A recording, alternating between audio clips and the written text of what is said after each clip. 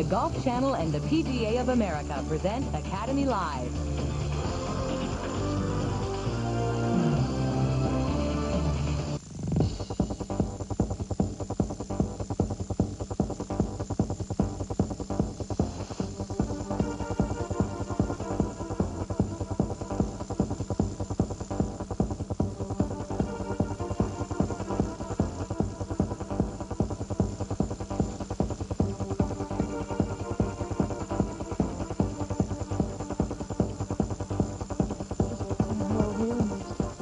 Look what you've started.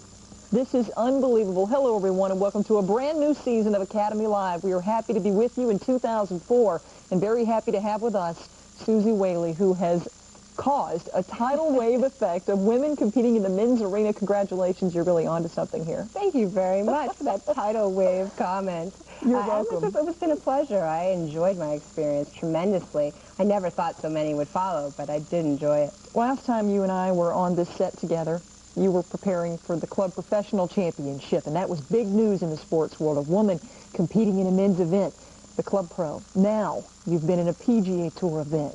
Many women have followed in your footsteps, and Michelle Wie, a 14-year-old, has broken 70 and missed the cut by just a single shot against the best players in the world.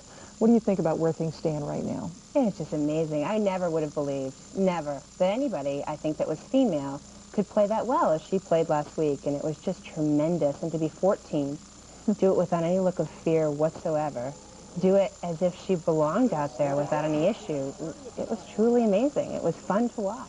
Well, fittingly, tonight on Academy Live, we're going to talk about how to handle the pressure, whether it's competing in a PGA Tour event or a mini tour event or an amateur event or a junior event or just your local Sunday game with your friends.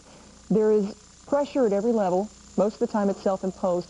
You played in the Greater Hartford Open. You faced the guys. How did you handle the pressure? Yeah, the pressure was unbelievable, and I knew it was going to be going in. It was even prior to the event that I was feeling pressure, and I think everybody, even the people that I teach that are beginners, feel that kind of pressure before they even hit the range. Am I going to hit it? Am I going to embarrass myself?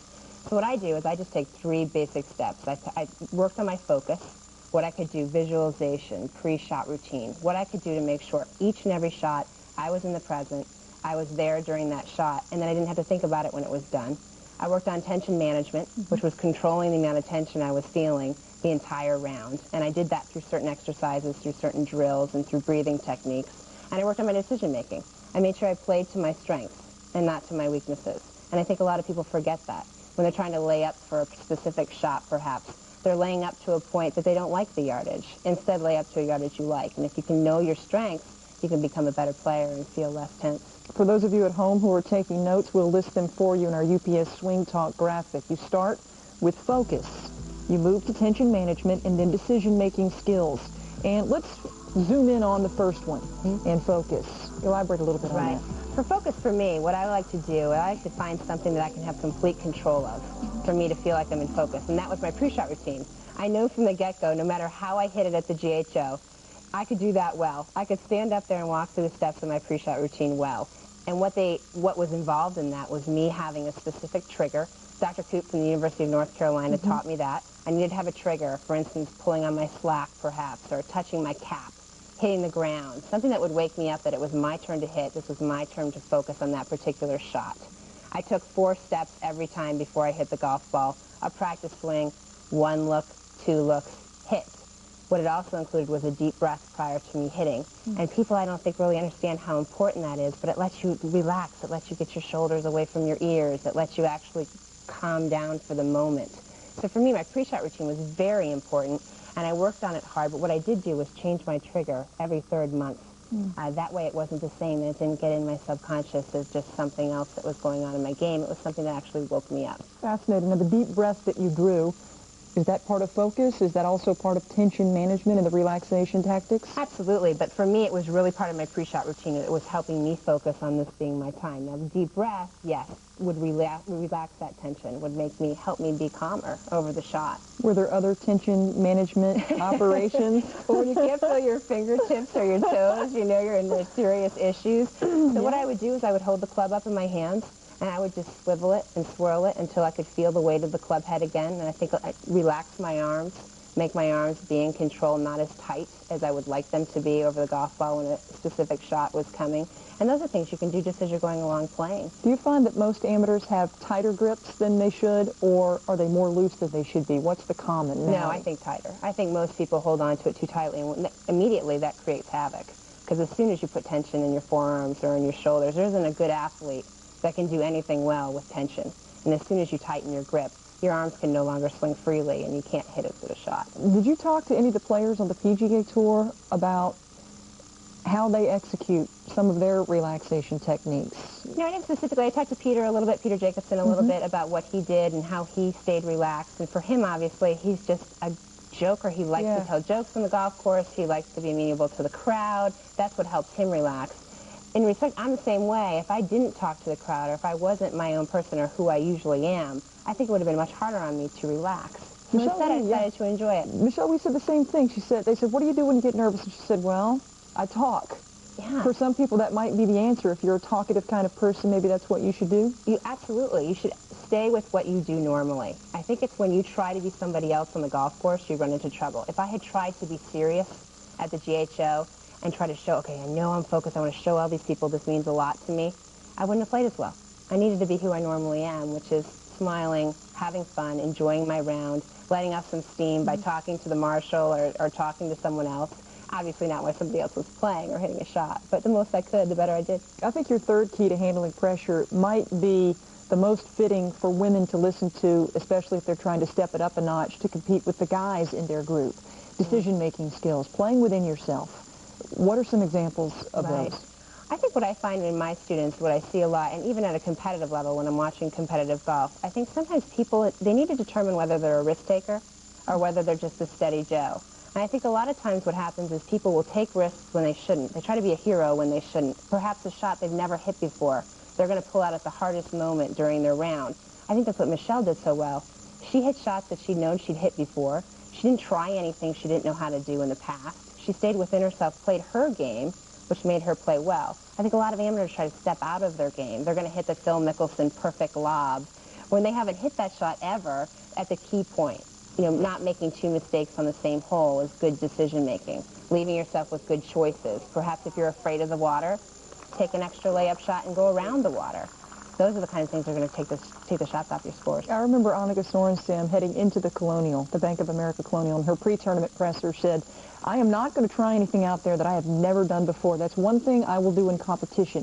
I will never hit a shot that I've never practiced. Right. I would think that is the key to success. The key, but so hard. Because you know you really want to hit that perfect shot through that window of the tree that you know you can do, even though you've never done it before, and you see people do that. And really, you can't take that extra step if you've never done it, especially in a situation when you're nervous, especially when you're tight. It's just not going to work for you.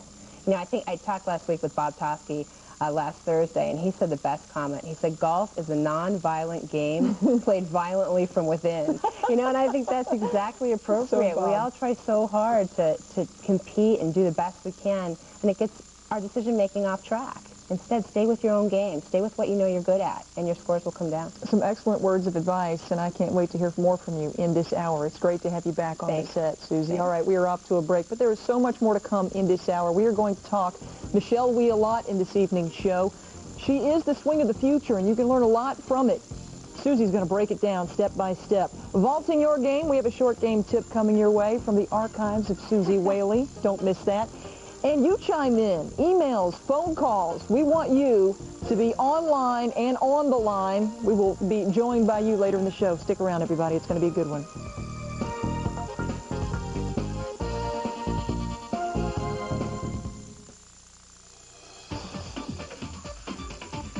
Academy Live, brought to you by MetLife. Have you met Life today? Computer Associates. For the latest innovations in management software, visit CA.com.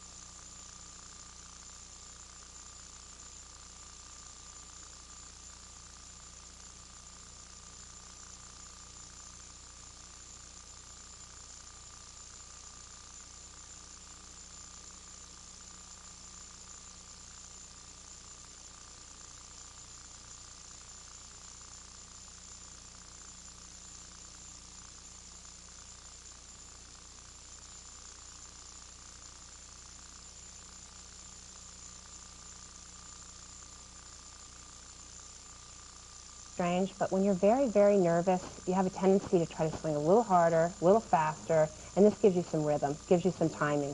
Another great drill is just to hold the club face up, swivel it, and pull your arms in like this. I love this as a tension management drill. A third drill that I used to do is just hold your hands out here, hold the club face actually at almost past impact position, and then hit golf balls from here. Swing the golf club back and through, having started from the forward position. And really that helps your timing and your rhythm again. I would imagine you had some great conversations with Bob Toski. He's I have. huge on vision, feel, and rhythm, and gym flick, and the eyes closing. He loves to have that happen. Right. One of the best drills, I think, especially for your putting.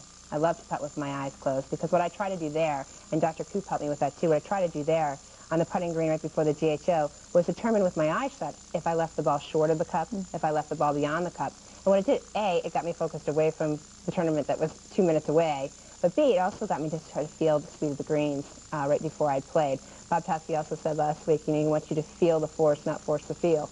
And that's really what he's trying to get you to accomplish. Well, one young lady who's meeting the world with her eyes wide open and her mouth wide with smile is Michelle Wie, 14 years old, misses the cut by one shot in a PGA Tour debut. Most people didn't even think she'd sniff the cut. And here she is threatening. And she probably could have gone a lot lower in round one. When you look at her golf swing, what's the first thing that comes to mind to you? Strong left-legged impact, the strength, I think, basically that is in her lower body as well as in her upper body. I think there's very few females that have that kind of strength. I think to be able to hold the impact position as long as she can is very unusual for a female. Let's take a look at that video. You know, they liken her swing to Ernie Els, the Big Easy, Right. her nickname, the Big Wheezy.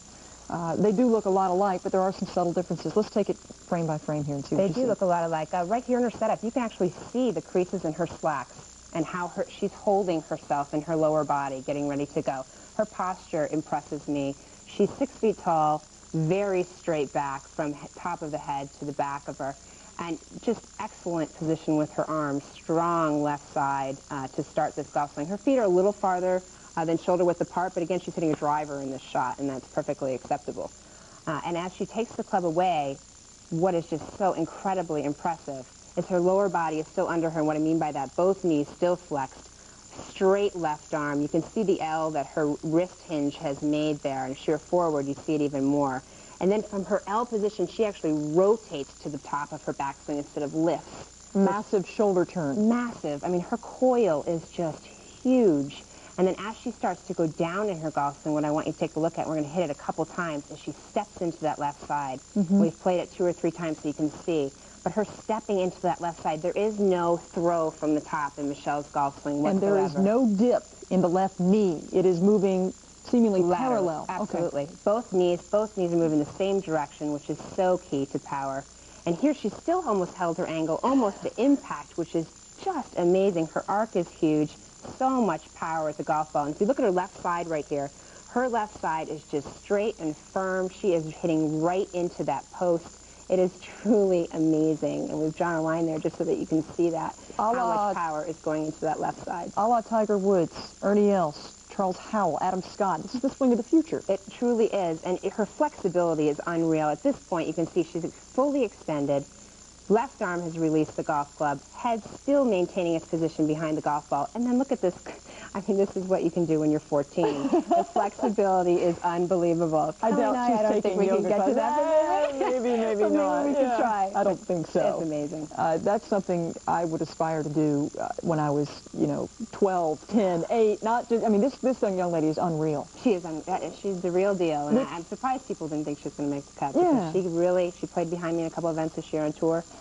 She absolutely creams it. It begs the question, and who better to ask than you, are there going to be a lot of young ladies that come up like this, or is she physically, genetically so gifted that we can't expect these too often? Yeah, maybe I'd be wrong, but I can't expect these. I don't think we can expect them too often. I think one of these comes around every 50 years. I mean, we can liken her to Babe Zaharias, perhaps. Somebody may surprise me. Certainly Michelle has surprised all of us, so you never know. Looking for the next Tiger Woods. Maybe this is it. I think so. All right, thanks for those thoughts. We have to take a quick break on Academy Live, but there is so much more to come, including a revisit to Susie's past at the Greater Hartford Open. There she is on the first tee, getting rid of those jitters, but there was something, of all the things she prepared for, that she forgot to think about. Had a little effect on her round, and we will address that when that segment comes around. Stay with us. Welcome back. It's time for Tour Vision, a new way to look at it, brought to you by Xerox. And Susie Whaley gave us a new way to look at PGA Tour events. With a woman in the field, there you are on the first tee. How were the jitters? Oh, I was so nervous, but you know, it was a good nervous. It was an excited nervous. It wasn't a fearful nerve, and it was nice. And high-fiving him was great. You prepared the tee shots. You prepared the long game, the approach shots. There's one thing you forgot. What was it? It's amazing. I thought through every scenario. I thought through where I was going to hit my tee shot, where I was going to hit my fairway wood. I stepped on that putting green, and it was like somebody knocked the wind out of me. I'd forgotten to think about the green. A couple of short and this is par what putts happens there. when that occurs. And, Yeah. you know, I walked up there with a 6, glad not to write 7 on the card, and just kept going. But you were allowed 3 blips. Tell us that story. Right. Dr. Cooper and I had talked about it. He told me, Susie, during the rounds, there are going to be 3 hiccups. There's no matter what happens, you're going to have 3 situations you're not going to like. And knowing that really helped me cool the nerves, because that was my first blip. I just happened to use it on the first hole. As we see, putts are rolling in now, so you're calming down. Your blips are gone, and you're falling into your own here on the course. Yeah, and when that putt went in, it was just so sweet, and I was thrilled to have done it, and that's what I wanted out of the whole experience. I wanted to walk away being glad I'd tried it and done it. I really was. Tell us your rounds again. 75-78. What were you expecting going in? You know, I desperately wanted to break 80 both rounds, but I didn't know if it was possible. I knew it would be possible if the conditions were hard and fast. I got the opposite. You got very wet rain-soaked, 30-mile-an-hour winds, and I just didn't know what to expect. So we played it one shot at a time, and I just kept going and trudged along, and the scores turned out to be really pleasing for me. Fascinating. How much time did you spend on mental preparation for this tournament versus physical preparation? And with that said, how much time should the average golfer spend in here versus physically on the game? I spent a lot of time mentally on it, but I don't think the average golfer will put themselves in that stressful a situation that I found it to be.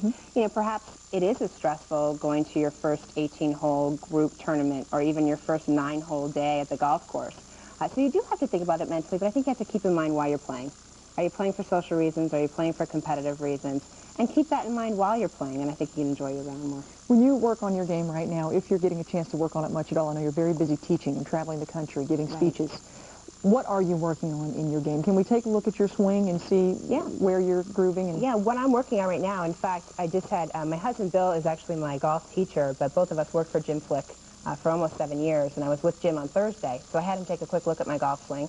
And what we're working on now is I've gotten into the habit from aiming right of coming over it a little at the top, meaning starting my downswing with my shoulders. And so what we really worked on was a drill where I take the golf club back to my back of my swing, I tap my right foot, step, and then continue through in my golf swing. And what it's doing is letting me use my lower body again, which I had really stopped using. I was forcing everything from the top and over the top. We're also working on my release. I've started to steer the golf ball a little, and what I'm going to start working on when I get home is actually making sure that my left knuckles are pointed at the ground, club head low, and then I'm using my left arm to release the golf club instead of my right. Well, those are 2 tips that the everyday golfer can chime into because they are actually common problems throughout society, not just with the excellent players. They are. Absolutely. All right, well, we have to take a quick breather, but there is so much more to come, including a little viewer involvement on Academy Live. We're so excited about the new year. There's going to be so much more viewer involvement coming your way. The question, how to keep your game hot in the cold. Yes, it's freezing in a lot of parts of the country, not in Florida, but a lot of parts of the country. We're going to tell you how to keep your game in shape over the winter months. And scot-free, one lucky viewer, Scott Shire, gets a free in-studio lesson from Susie. I'm the one he's going to pay, not Susie. He's going to cut me a check for letting him come on the show. No, he's a great guy. He won a Golf Channel sweepstakes, and there's a few more prizes he's going to get as well. Stick around to find out what they are. They're fantastic. We'll be right back. Do to open up the gateway to better golf. Craig Druskins asks, I'm a fair golfer with an index of 6. I would like to know if there's a good exercise I can do in my home with low ceilings to keep the consistency in my game during these long winter layoffs. No cathedral ceilings. How do you handle it? Yeah, I think you take a chair and you sit on the edge of the chair. Your right leg will be hanging down. I don't know if he's right-handed, but if he's right-handed player, his right leg will be hanging a little off to the side of the chair, and he's going to make golf swings right on that chair, just with his upper body, using his arm. And what he'll find is it's going to help him keep his flexibility, maintain his coil, and when he gets back to the golf course, he's actually going to see probably some increased club head speed. Lower that handicap if you can. At 8, I don't know. A couple extra yeah, I hope so. bucks in the pocket. Not that we encourage gambling, but all right. Thanks for that. And it's time to move on. You've been doing a lot of work, a lot of traveling with the country, giving a lot of speeches. One of the companies you're talking for is Oppenheimer Funds. Yes. They, apropos, they sponsor a segment here on Academy Live. Fabulous. I do a lot of features for Mass Mutual, and I'm thrilled that this is their tip. It's great. Oppenheimer Funds coaching tip coming your way, and here is our first guest. What's going on in this swing? Right. What I'd like to see is I'd like to get her posture a little better. I want to see her fanny out a little bit more, a little over the ball, so her arms hang underneath her. And the beginning part of her golf swing, the club face is shut, and she's never set her wrists. I need her to learn how to hinge the golf club. When you hinge the golf club, it gives you power and it gives you height. Now, it's still that she hasn't hinged. That golf club's pointed straight up in the sky instead of at her target. She's had to lift, and now she's trying to get some loft to that golf ball. So the club face at impact is wide open because she's trying to make the ball go up by sliding underneath it. So what I would love to see her do is get a little better posture, and I'd love to see her learn how to hinge her wrists. And in hinging her wrist, she can just do a little L to L drill. But what most people don't understand is in golf, your wrists hinge this way. And what I see a lot of females do is they hinge their wrists inverted, or they don't hinge them at all. And really, it's so important for women to do that. So we have a little L to L drill. I just want you to see your arm as the base of your L, and then the club will stand up as the top of your L. And once you can get that hinge, she's going to find she's going to slide under it to try to get some height, and that club face won't be so shut. All right, that was Chris, and we are moving on to our next guest in our Oppenheimer Funds coaching tip, and his name is Phil. And what's going on in Phil's swing? I have a feeling that Phil might have some flexibility issues. Just looking at his golf swing, I'm not sure since I haven't spoken to him, but I'd like to see him get the round out of his back. I'd love to see his back a little straighter from his head down to the base of his back. But again, I don't know if he has flexibility issues there. He looks a little closed to me. The right shoulder being in front of the left. And as he takes the golf club away, it gets a little behind him in his backswing. And his right hand grip is, I'm skeptical of that. I think it looks like it's a little too far under. I'd like to see him get that a little higher on the golf club. Now he's got to pick the club up because he's taken it too far inside, and because he's picked the club up, it's going to go a little past parallel. And when that happens, he's got to come over the top of it, and now he has dead feet at impact.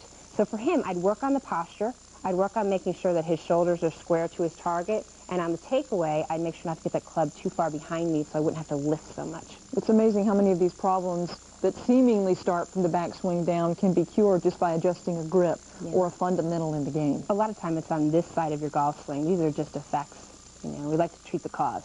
Okay, all right. Well, there's a lot more coming your way, and we are off to a break, and when we come back, we're going to have a live lesson right here on our set. That's right. Scott Shire is going to step up here on stage, and this is the equipment that is in his bag right now. What's in the bag? Little Titleist driver for Susie Whaley. Excuse me, these are Susie's clubs. Are these the ones you played at GHO? They are. All right, the Callaway Steelhead Woods, the Callaway Steelhead X14 irons. Little Cleveland action in the wedge, so many players doing that. And the White Hot 2-ball, the Titleist Pro V1X. Getting a little extra distance with that golf ball? I do get extra distance. I went to the Titleist factory. I hit that ball almost 10 yards farther than the regular Pro V1. Now, I gave up some of the softness around the greens. It took me a couple weeks to get used to it, but it was well worth it for the added yardage off the tee. Very nice deal. All right, you know what's coming next. Scott Shire is right here on stage with us. Welcome to the show. Hi, Scott. How are you? Good, thank you. You Great ready to meet you. put your skills on national television? Yes. You look so enthusiastic about this, Scott. Come on. We'll try. You're a sweepstakes winner. We'll be right back with Scott's golf swing. We're going to give you a few tips. All right, stick around. Scott Shire, avid viewer of the Golf Channel, avid participant, thegolfchannel.com. MasterCard Play Like a Champion sweepstakes winner. Guess what you get? A round of golf in a Pro-Am with Tom Watson in Hawaii. That's pretty cool. He's going to play in the MasterCard Championship Pro-Am on Wednesday with the major champion. He is 47 years of age. He lives in Pennsylvania. His handicap is a 10. His favorite golf moment, a hole-in-one while playing with his son, Jared, who happens to be here in the studio with us right now, as well as Scott's wife, Kim. They are just off to the side admiring the view.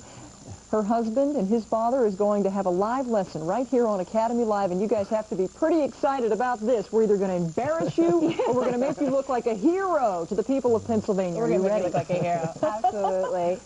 Say hi to Susie Whaley. Hi, Yeah. Susie. Wait, you know, I just want to ask you a couple of quick questions. You're a good player, obviously. I think it was a 10 handicap that I saw in there, and I watched you swing a little bit earlier. some really good motion in your golf swing. You had mentioned that you were having trouble with your mid-irons and your shorter irons. Right.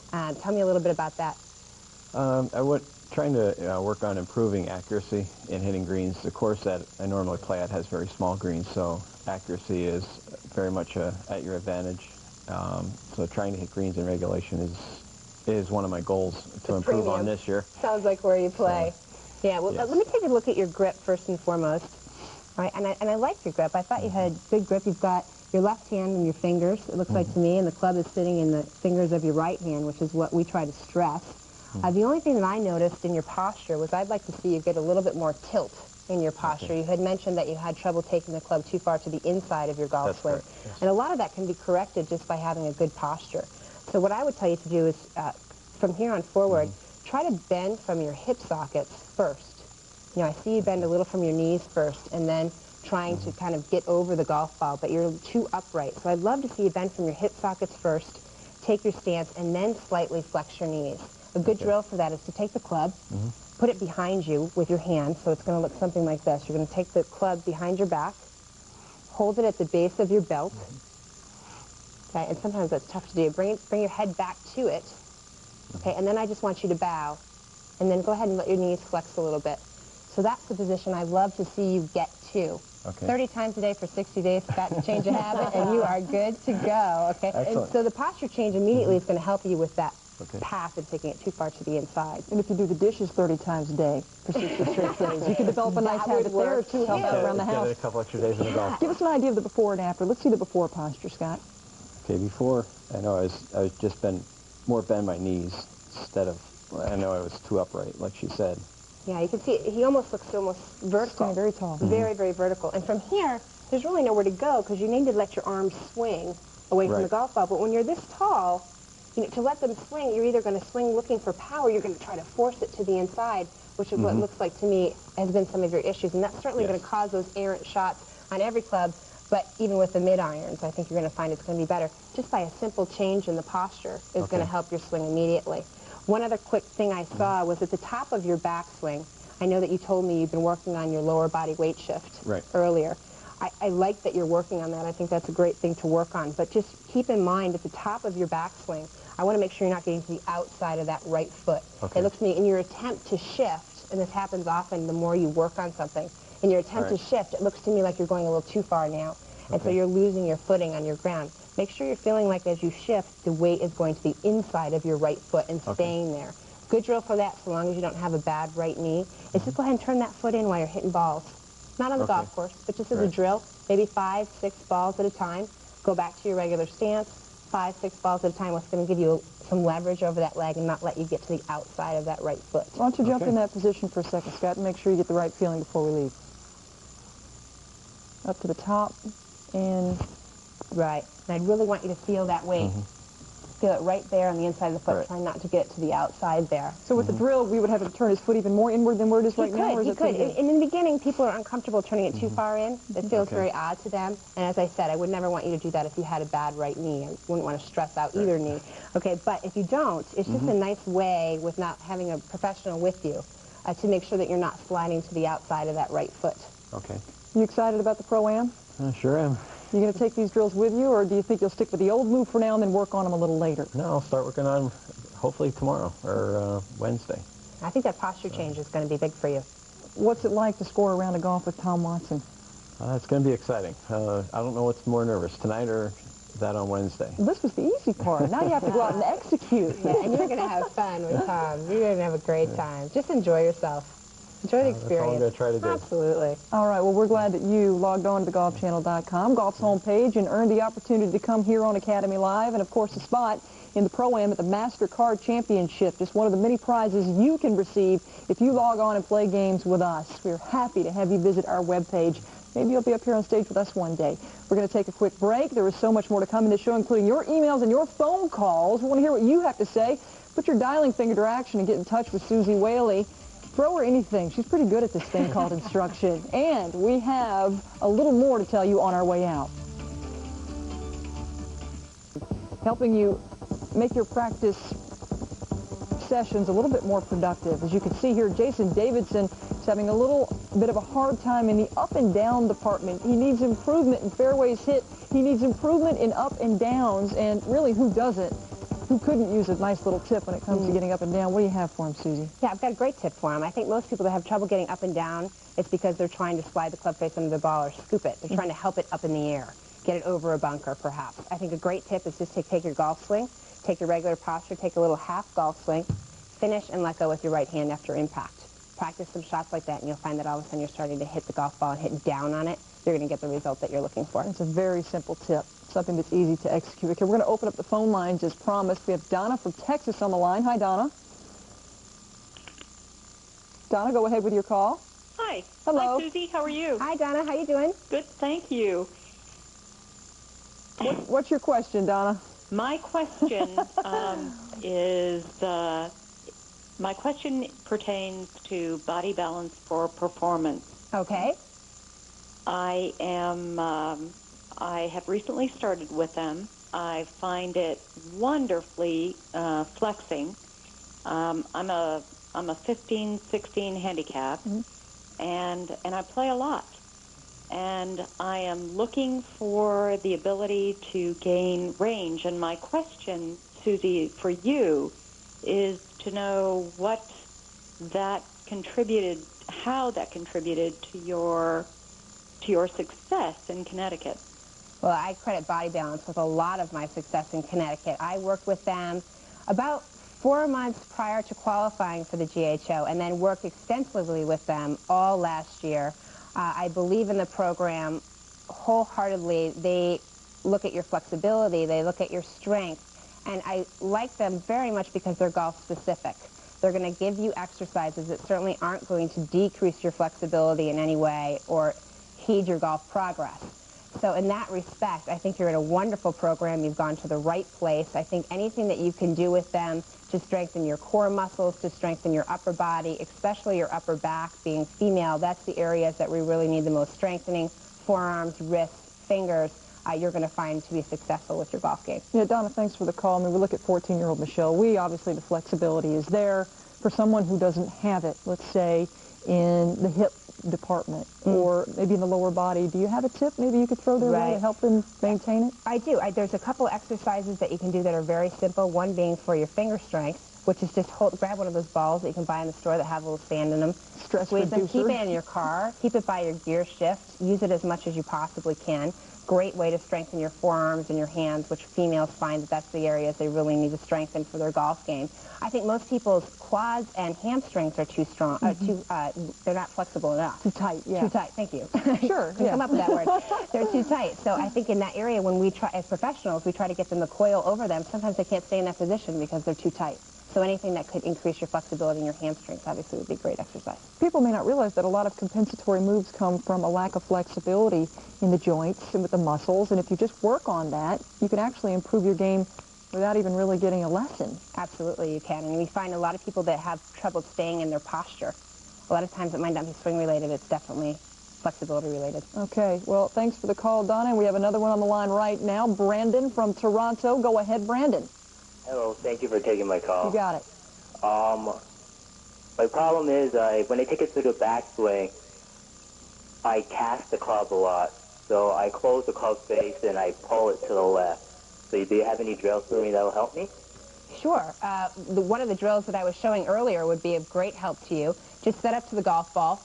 When you set up to the golf ball, you're going to take the club back to the top of your backswing, tap your right foot, step, then hit the golf ball. And what's going to happen is you're going to have to step first and then let the club fall inside of you instead of coming over the top and starting your downswing with the right side or your right shoulder. The cast move traditionally is because the hands are starting the downswing and there's not enough lower body activity, and that would be the reason for pushing that drill? Yeah, and a lot of people are just trying to hit it too hard.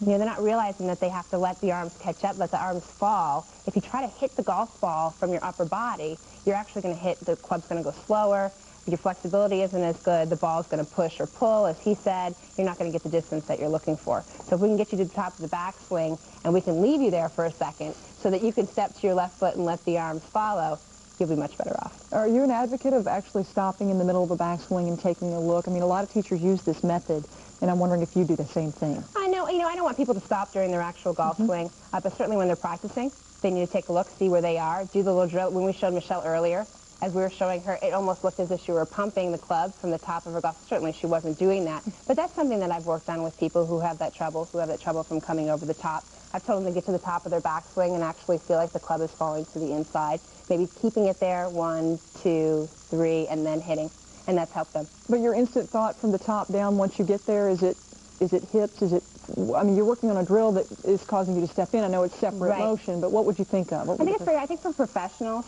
I think certainly you can think of driving into your left side, clearing your hips. I think that's a buzzword people have, though, as an amateur. That's a very hard thought, to clear your hips from the top of the golf swing. Because if you clear your hips, usually your right shoulder will come first and come with you. The professionals, of course, think of that, but they have hit 500 golf balls a day, and they can time that motion with their arm swing. What I usually tell my amateur players is when they get to the top of their backswing, I like them to leave their back at the target as long as possible. And what will happen then is the momentum will let them step and their arms fall. Yeah, or maybe they can get out and hit 500 golf balls a day. Or they could get out and hit 500 golf balls a day. Either or. Yeah, leave the office. Go hit 500 balls a day. Susie Whaley is an awesome instructor, and if you'd like to get a piece of the action with Susie, then just take a look at her business card. This is how you can get in touch with her. Susie Lessons at Comcast.net. She's at Blue Fox Run Golf Club in Avon, Connecticut, a now very famous place because of your wonderful run over the last couple of years. Congratulations. Thank you very much. On all your success. Thank you. 860-678-1679. Give her a call. We'll be right back to wrap things up. Another programming note as we head out. It's fresh and hot out of the oven with Butch Harmon, one of the world's top instructors. Speaking of top instructors, you are such a busy woman. Just give us a sense of how your life has changed on the business side of things, what all kinds of things you're doing these days. Yeah, things have changed, but for the better. I'm having great fun. I'm doing a lot of corporate speaking. I'm doing speaking not even at golf events. I'm doing sales meetings and annual meetings, which has been fun for me. It's taught me some new things. I'm doing corporate golf entertainment all over the country, which has been fun. I'm writing articles. I'm getting ready to come out with a little pamphlet of cues you can use in your golf bag. Keep them in your golf bag. That's neat. Right. I'm getting a website together. You can Susie Lessons at Comcast.net. You can contact me for private instruction, which I'm still doing at Blue Fox Run. So I have a lot of things on the plate, but it's been fun. Do you find now that you've played on the PGA Tour, you always want to go back to that, it's such an exciting thing. Do you find now that you're teaching as many men maybe as you would women, or more women coming to you now and saying, I want to learn more about what you've done? I don't know if more are actually coming to me, only because it's only been since last year. And then in the fall, certainly, I was so busy with corporate entertainment that my private instruction, unfortunately, I didn't have enough time for everything I wanted to do. I think I'll see more of that this spring. I have always taught almost 50-50 male to female ratio, so it'll be interesting to see if it changes at all. Can't let you leave without asking you this. Now that you've seen Michelle Wie do what she's done, what do you think she can do? Can she one day compete as a regular member of the PGA Tour? I think so. I think she can. I don't know that I would have wanted her to do it as early as she did it, because she's got so much time to go out on the PGA Tour. And having done it, I know the stress. I know what it took to play on that tour and to do it. So I'm hoping that she survives that amount of stress that she'll have to go through having done it. But on the other hand, I think she absolutely will probably play on the PGA Tour very well. And your section tournament's coming up again pretty soon. You're going to play. It's coming up. In a word, you're going to play the tees you played before, or will you back it up? It's only 6,500 yards from the back. We'll have to wait and see. Oh, you might back it up and do it legitimately, win on the same tees those guys. But you could do it. I know you could do it. Susie, it has been a pleasure having you on the show again. Thanks for having me. We want to have you back real soon. Thanks. Thank you for joining us. My pleasure. And thank you at home for doing that, too. We really appreciate it. Susie Whaley, thanks for watching, everybody. Further to the left. So the ball's going to carry a lot further up on the green, and the ball's going to stop. But it's two completely different shots. Weight on both shots on your left leg.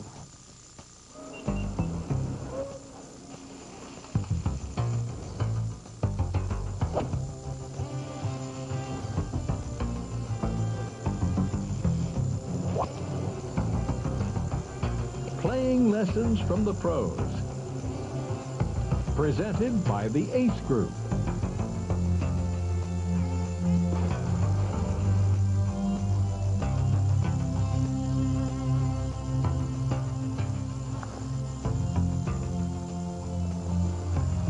Nothing to it, especially on Monday.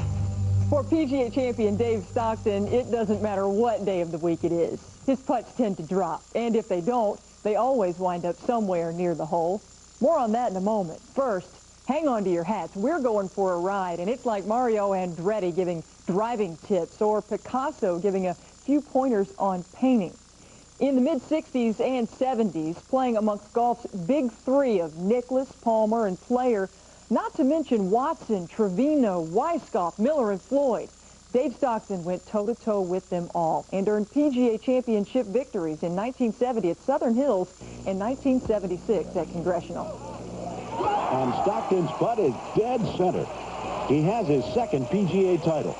Proving that hunting, fishing, and a great short game can carry you a long way, Dave went on to capture 14 titles in 10 seasons on what was the senior, now the Champions Tour. In this playing lesson, Stockton opens the vault on scoring around and on the green, but also decision-making off the tee, his emphasis on club selection, and his method for shaping shots. Pretty straightaway hole, trap on the left you got to avoid, and it's a fairly easy starting hole. Depends on the wind. The wind isn't too bad this morning. It's just somewhere down the right side. At the base of Mount San Jacinto, we join Dave, an 11-time winner on the PGA Tour, midway between Palm Springs and Los Angeles at the PGA of Southern California Golf Club. Got to be right. No, I didn't. I got 163 to the middle, probably maybe 155 to the pin. I'm downhill, which will take some of the yardage off, but yet I'm into the wind and it's cold, first hole, so I would naturally take more club. The biggest change is that when amateurs get ready to hit, they select the club in their mind sitting in the cart, get out, and by the time they've taken their 2 mandatory practice swings, they step up to the ball, and they get here and they're looking at the hole, they realize they don't have enough club, but they never take the 3 steps to get back to the cart to change. So in this case, I'm looking between, if it was a warm day, it'd be a 7-iron. If it was just a normal day, a little cool, it'd be a 6. And I've got a 5 for 2 reasons. One, there's the trouble's all short. And 2, I want to make sure that on the first swing of the day, even if I don't quite catch it solid, I'm going to have the ball in play. I'm going to play a little draw, trying to come against the breeze slightly from just to the right of the pin.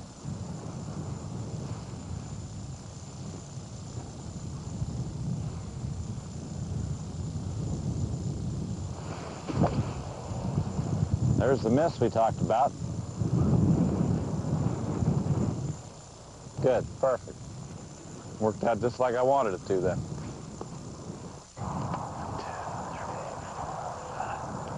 167 downhill into a hurricane. This is going to have to be back in the stance because I'm going to have to drive it.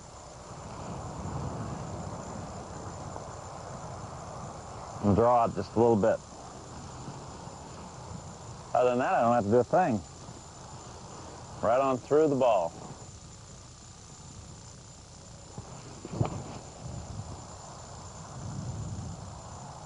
Let's see, that should be pretty good. That'll work out. Now you drew it off a downhill lie just because that fit your eye? Yeah, because I was into the wind. And I didn't have the luxury of having my 4-iron with me, so I'm going to have to hit the 5. I should explain at this point that, like an idiot, you get senior moments. I left 3 of my clubs in the driving range. So I have no 4-iron. I normally would have hit a 4, and then I might have played it straighter. But since I had to go with a 5-iron, I was playing the ball, again, into the wind. I'm trying to draw it. One of the things that I'll do is I'll work really hard not only on the line I'm trying to hit it, but the height that I'm trying to hit it. So that's why I mentioned to you that I did want to draw it, and I did want to hit it low, which it landed and scooted. But it was a little bit harder. You had to bend your knees a little bit more because the ball was below my feet. But it's kind of the way I was taught. I mean, I never play a ball to go straight. I'm always having to do one thing or the other.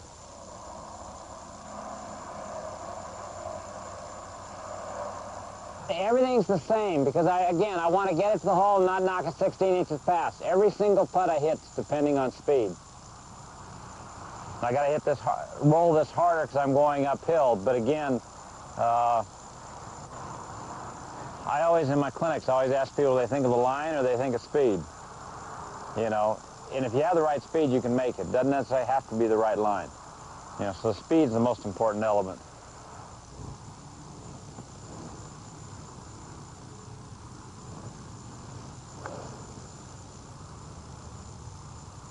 I didn't catch it. Didn't catch it. We can make that one, though.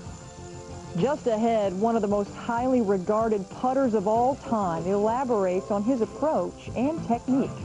One of the things I do is I always keep the putter in motion. Once I bring it over, I'll raise it up slightly in my hand, look the second time, and roll the putt. One of the true diamonds with some rough in the California desert, the PGA of Southern California. We're on the back nine of the Champions Course for another playing lesson. Basically what I'm looking at is I'm trying to come up with the right club. This is the one I've got to have my accuracy shot. I got 81 yards. I'm uphill. It's going to make it play 90. I can hit a sand wedge 100, and I'm toying with whether I need to hit a pitching wedge. So I'm not sure. At 81, I should be able to get a sand wedge there, but I've got a lot of uphill and I've got a lot of wind. I think what I'll probably do is drop down to a pitching wedge, which if it was warmer, I'd probably be hitting the sand. But again, I want to make sure that I get the thing up where I can putt at it. The other thing on a shot like this, I try to aim at the top of the flag. You got an uphill shot. A lot of people, if you think about it, one of the things they should do when they finish playing is count how many times they got pin high with a good shot. And very seldom will they be half the time will they get pin high. This is one with this false front. I want to make sure I get it there. Ball's going to be faded like you did from left to right.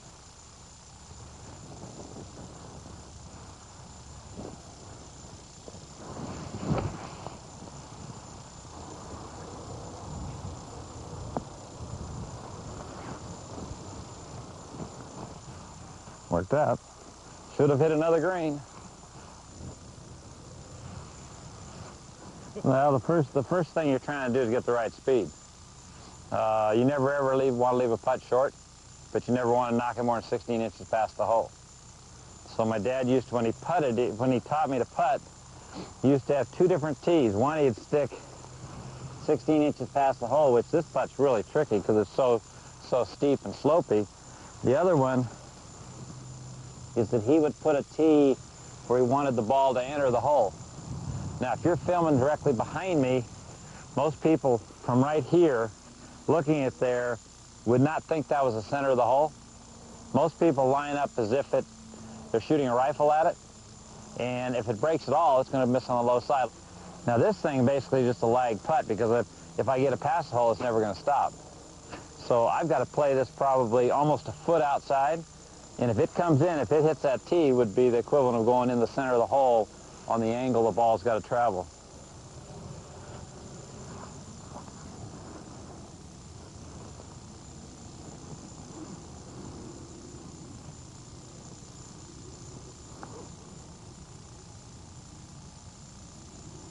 That's the fraction low. But again, from that putt, you know, that dangerous putt coming downhill, that's the speed that I'd want to have.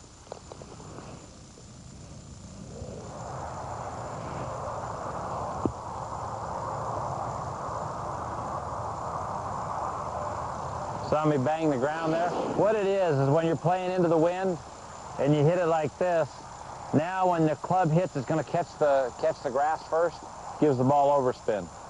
You'll see it a lot in the British Open, anywhere the wind blows. Guys in Oklahoma, wherever you play where the wind blows, you'll do it a lot of times instead of teeing it up, because if you tee, now I'm using a 7-wood, which is my 3-iron. But what I want to do is I want to have overspin going into this breeze. I don't want to get an upshooter.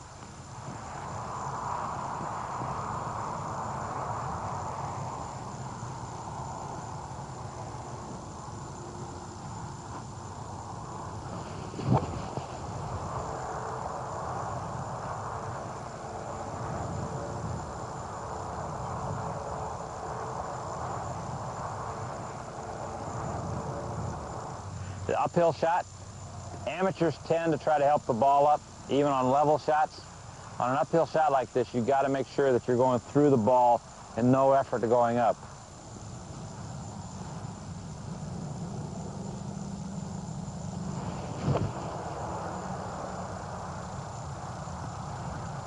Sit down. Okay. Okay.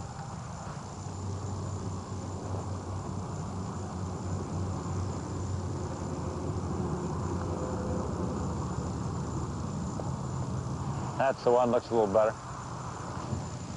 I tend to put my right foot where I expect it to end up in the stroke. I put the putter ahead of the ball only because I'm going to lift my hands and have feel in my fingers lifting it over. I watch amateurs forever put the putter in behind the ball and never move it. And their first move is taking it away, and it's a jerk. So constantly, one of the things I do is I always keep the putter in motion. Once I bring it over, I'll raise it up slightly in my hand, look the second time, and roll the putt. There is much more to come as your playing lesson continues in just a moment. Okay, drive it out to make the ball run. It won't have any backspin on it. The ball's going to roll out. The only teacher Dave Stockton ever had was the same man who introduced him to the game, his father, Gale, who happened to own a sporting goods store. The Stocktons continue to make golf a family affair. Since his father's passing, Dave utilizes his son Ronnie as a second set of eyes. Ronnie also teaches some other tour players. And of course, there's Dave Jr., who's been a touring professional since 1990.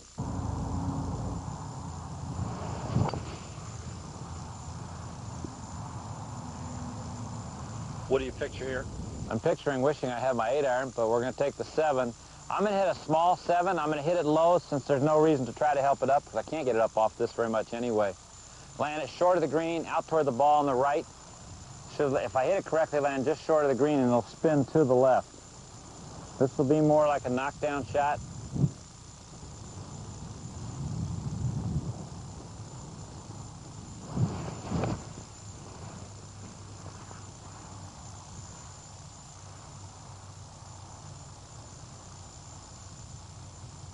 Just trying to keep you company back there, right? The line was good anyway, right? Yeah, it was nice. Okay, so he wound up off of the green, as many of us do all too frequently. Lucky for us, Dave Stockton is ready to unveil his world-class chipping tips. Amazingly, in 2001, at the age of 60, he led the Champions Tour in fewest putts per round. 2 reasons. 1, he can putt lights out. 2, if he missed the green, he got it close enough to 1 putt most of the time. The first decision you got to make is whether you hit a low shot or a high shot. And this is something that most people overlook. But a low shot is one that you can hit 90% of the time that won't have any backspin. And if you're teaching people and you're in a golf school, they have clubs that are double length. So the club would be stuck out the back. And you're hitting it, if you flip your hands, you'd be killing yourself with it. And in other words, if you're hitting something low, you'd have your left hand lead the entire time. You'd aim left of the target. You want the ball back in your stance. I turn both my feet toward the hole. And the reason I do that is that when I go through, I want my knee to go to the hole. If I put my feet too close together, or if I leave this foot straight and I've got a short chip, this knee can't work toward the hole. It'll go out and you'll end up hitting behind it. My weight's on the left, okay, and I hit down on the ball.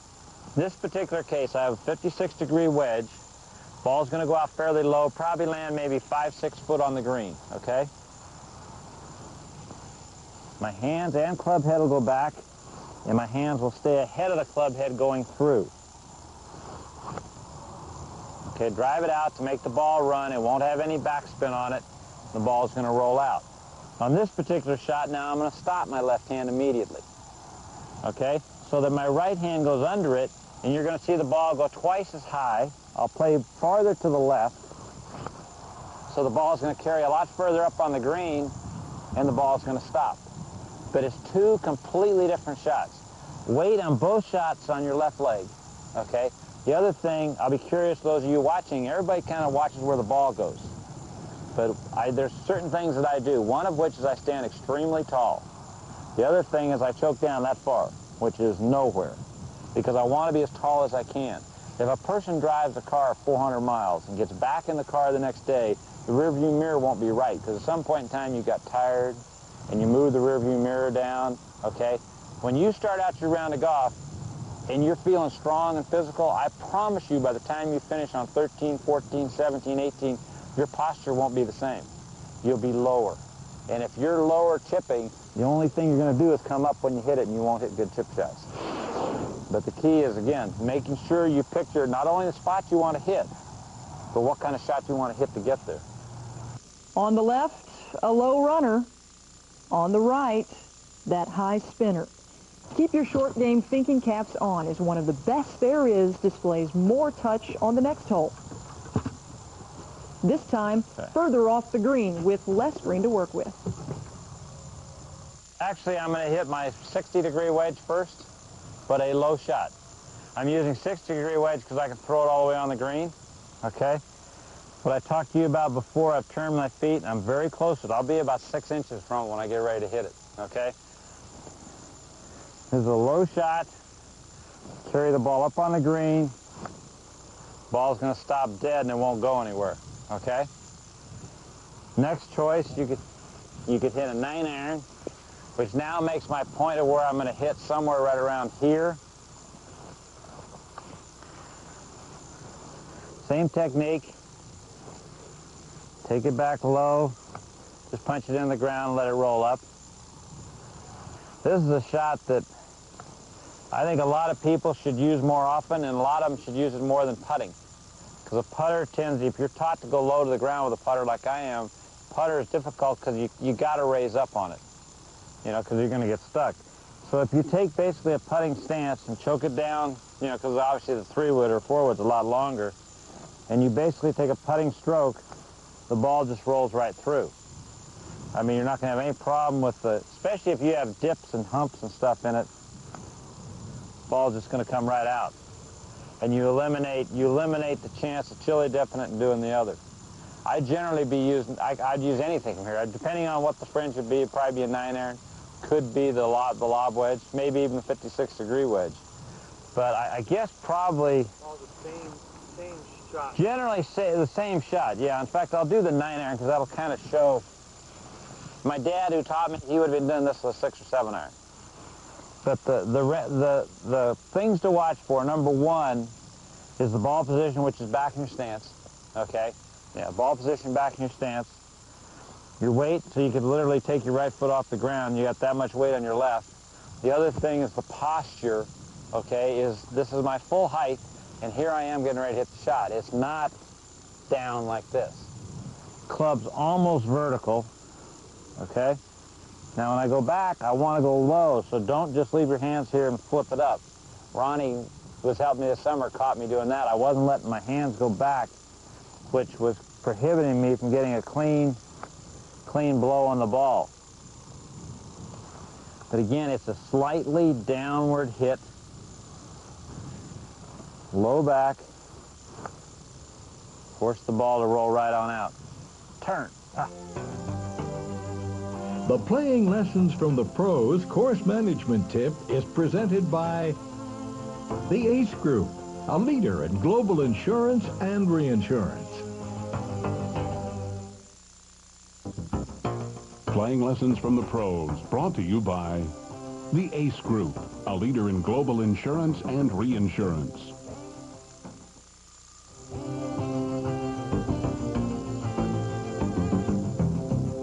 My best drivers on the shortest holes because I'm probably the most relaxed and I'm not trying hard, okay?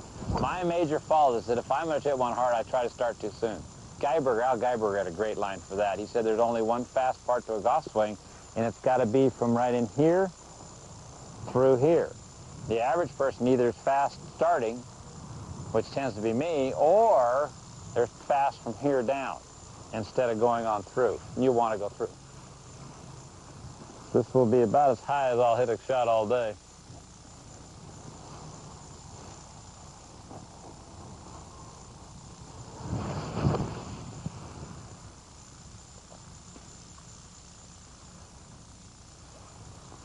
Oh my gosh. I hit it high, my body stays back a little bit. I'm trying to make sure I extend my arms through it. Been working with Ronnie. I've found that I've kind of short armed some, which tends to make the ball go out low. But I was really trying to make sure that I extended through. Beautiful divot, actually. They're very level, but getting it.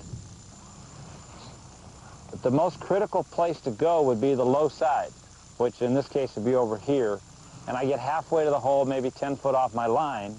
And I'll walk over here. And the other thing I will do is I'll divide every putt into thirds. Okay?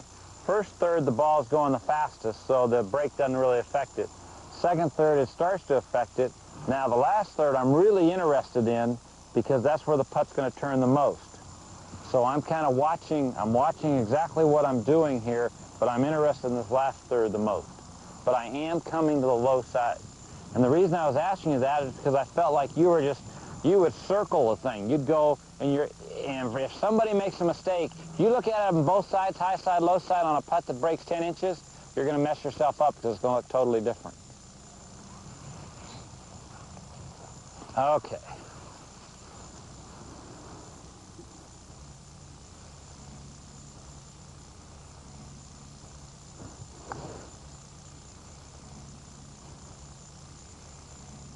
High side, a little bit fast. How about the depth of that playing lesson? Dave Stockton, with close to 40 years of professional experience, shared putting and chipping expertise. He showed us how to work the ball on every shot, and he insisted that we decide between two clubs on approach. Dave invites you to log on to his website, davestockton.com, for a look at how to putt to win DVDs. For more information on playing lessons from the pros, we invite you to check out thegolfchannel.com for a complete rundown. Whitaker, we'll see you next time on Shell's Wonderful World of Golf. We would like to dedicate this year's series to Fred Raphael, the original producer of Shell's Wonderful World of Golf. He was an inspiration to all of us, and we'll miss him.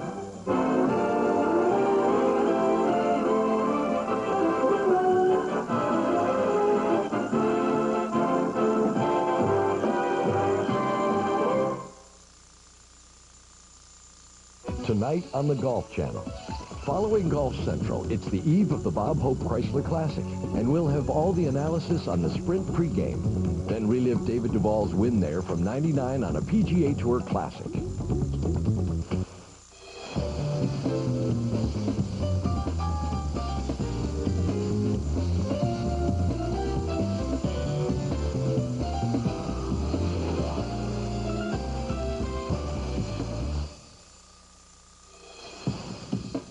Hi, welcome to Golf Channel Academy, and I'm Rick Smith, and joining me is Corey Pereira, and he's with Body Balance, and we're at the beautiful Treetops Resort in northern Michigan, in Gaylord. It's gorgeous up here, isn't it? Beautiful day. It is. This is typical up here, and we look forward to having you join us. But, you know, one of the things that I brought Corey in because he's a specialist in having a good understanding of how your body works in the golf swing. And what I mean by that, Corey, it's amazing how the game has evolved, and it's gone from, we're always talking about swing mechanics, we're always talking about the mind side, but I've always been a believer that if your body cannot do it, how in the world can you do the other things? I mean, one thing for sure, you can't make a good golf swing if your body's not capable of doing it. That's exactly right. Your body's probably the most important piece of equipment that you have. So if your body's not participating in this making the swing, it's going to be really tough. What are you finding as it relates to the inadequacies with the bodies that you analyze? You know, are you finding that people are more, I find people from a teacher standpoint that they're very tight and they're not flexible at all. What else are you seeing? That's one of the first things we look at is how tight you are, how inflexible you are. One of the other things we look at is what's your posture like, because posture's so huge in the golf swing, especially from a setup standpoint. So we try to evaluate somebody's posture, their flexibility, their strength. We also look at balance. Those kinds of things are probably the most important things that we look at.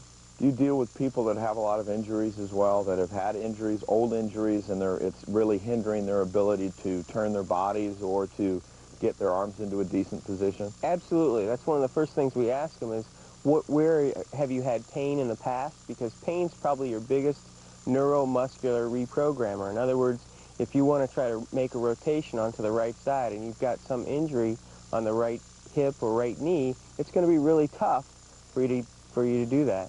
You know, it's interesting. I know you've started with Body Balance, and it's a unique company that's doing very well, and you're very golf specific. And I think it's amazing to see that as golf has evolved, that we're getting a little bit more particular about the different areas. And as a teacher, I'm always happy when you're around because then my students are moving better, and I think that makes a big difference.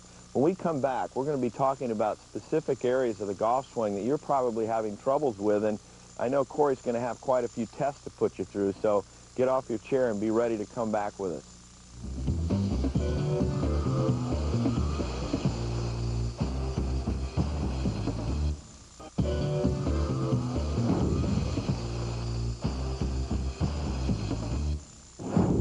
Corey has a drill that basically represents the reasons why you have to have good posture in your address position. Go ahead, have at me, Corey. All right, we're going to have you round down as far as you can. This is what we see a lot of times in people. So I'm going to have you try to rotate now. Okay, stop your rotation. That's as far as you can go. So come up from there, come up to a nice tall posture. Can you rotate further for me?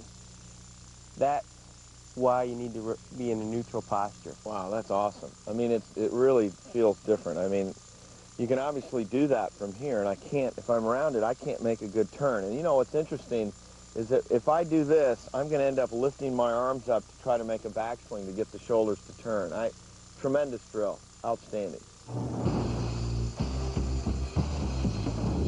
Corey, when people come to our golf schools, and I know as they come in for a body analysis and swing analysis from your standpoint, you know, I think out of 10 students, I've seen 1 out of 10 that have decent posture. And I think it's something that I've always said, if it doesn't start right, how in the world are you going to expect to make a good golf swing and be consistent and make the most out of the power that you actually have? And it starts right in the beginning, doesn't it? Exactly. Most people, most people need to have some idea of what good posture is, and you can't make a good golf swing if your posture's wrong. People's bodies, it just seems like when I see people and they walk around and they get up over a golf ball and somebody says, you know, get relaxed, and they get deep in their knees and they're very humped over, and it's like we're always working on their body angles and they're never right to begin with. Now you're saying obviously people are in offices, people are driving their cars, they're doing different things that obviously contribute to the fact that they're not practicing their posture. Don't you think it's important to do that? Exactly. Most of us, what I tell people is most of us play golf the way we live. You know, we do a lot of things in front of our bodies, and so our bodies get used to kind of getting in this comfortable, rounded down position. I do see and that's that a very restrictive position in the golf swing. I see this a lot. I mean, they sit down, their arms are here, they're really rounded in the back. And you defined that earlier to me. What do you call this? We call this a C posture. And it can be a C posture from the top here, it can be a C posture in the middle, or it can even be a C posture here very low. I see this a lot too, where they're just sitting a lot and they're trying to keep their back straight, but obviously we want some angle in the back. You know, we want to get the back pockets out and up and get the spine in a position where we can turn our shoulders on that spine. You know, what we like to really see is almost exactly where you're at here, which is the neutral posture, where if we put a club on your back, most of your back is touching this club. Okay, you can have some space from your head to the club because it helps you feel a little bit more relaxed. You don't want to get like that. No, that's very restrictive. Right, that would be too straight, and it feels tight actually in the middle of my back. Exactly. It's not often that I actually see people overdo this, but you do see kids get into this position where it's overseat in here, or right. I feel a lot of tension down here. We call this an S posture because it resembles a curve in the upper back and then a curve in the lower back. And this curve in the lower back almost locks up the lower back and keeps you from being able to rotate there. Do you define this then as being a neutral position? Yes. Like I said, we like to see what we call an in posture or a neutral posture where you're bending from the hip joints, you're not getting too much bend from the back, and the knees are just slightly flexed. It's a very athletic ready position. So in terms of some of the ways that people can identify with maybe their problems, can you take out some of your props here as it relates to determining and things that they can do to improve their posture? One of the things that we can do is we use these exercise balls quite a bit for both flexibility and strengthening. And one of the best exercises that you can do over the ball is to do a stretch so that you open up your chest a little bit. So we do a backwards bending stretch, making sure that the head stays supported on the ball, and you just really let your back extend backwards around the stretch. And how long do you stay there? What we try to do is have people start with about 2 minutes. Most of the research out there says that 30 seconds is a minimum amount of time for the body and the muscles to actually stretch, but 2 minutes allows you to kind of get into a situation where the muscles can achieve a new length. What's some of the other things? You've got your mat over there. How do you... One of the other things, Rick, about setting up with that too much knee flexion that you said was... Let me just move that so you can be seen. One of the things that happens is people get real tight in their hamstrings, and that also contributes to a little bit of a rounded position. So what we do is we take a look at the hamstrings, and we try to do some stretching for the hamstrings where you've got one leg that's totally flat, the other leg that's up in the air, and you're trying to get some stretch to the hamstrings here. One of the best ways to do this is to lay in a doorway, letting your one leg extend up the wall, and the other leg extend through the doorway. So that's, you know, it's interesting you say that, because as we get into the backswing and the inabilities to make a proper turn, there's one thing I always see, and obviously if you really want to have a lot of power, you keep the back knee stable and you're turning your trunk over the right foot. Well, I see people with really tight hamstrings, and they get this way, you know, and they really can't keep it flexed. Now that's obviously anatomically they got a problem, and that would help them as well. Exactly. A lot of times, if the hamstring on the right is very, very tight for a right-handed golfer, that knee will lose its position because the hamstrings pull it into a straighter position. I see this a lot as well. They get loose in here. But as we get into this, it's interesting. We're going to get into the backswing a little bit and talk about what I see from a teaching standpoint. And there's some things that I know that Corey can give you that will help you to stabilize your lower body and give you more flexibility.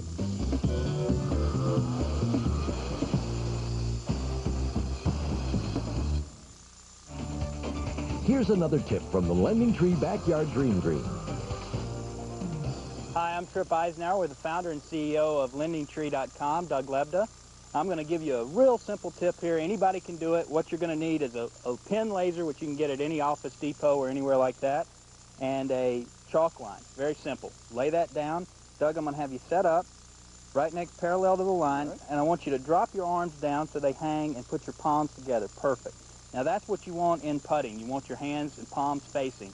Real important in the grip. And all we're going to do is just turn this laser on and insert it into your hand, and you're just going to mimic your putting stroke and let that laser trace the line. That's the path your putter should follow, and it's very simple. You practice this at home, on the floor, or anywhere you have a straight line, and it'll improve your putting. To be a winner off the golf course, check out LendingTree.com, where banks compete and you choose the loan that's right for you. When banks compete, you win.